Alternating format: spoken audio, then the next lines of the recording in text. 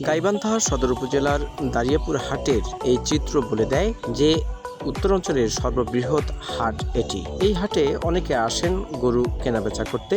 আজকের এই হাটে অত্যাধিক ক্রেতা এবং বিক্রেতা লক্ষ্য করা গেছে। পশু উঠেছে অনেক বেশি। কুরবানি উপলক্ষে, বিশেষ করে ঈদুল আজহা উপলক্ষে ক্রেতারা তাদের পছন্দ মতো গরু ক্রয় করেছেন। ইতিমধ্যে লক্ষ্য করা গেছে যে এখন পর্যন্ত হাটটি চলমান আছে। সন্ধ্যা 6টা পর্যন্ত হাটটি চলমান থাকবে এবং পরবর্তীতে বিশেষ বিবেচনায় হাট বসতে পারে বলে জানিয়েছেন ইজারাদাররা।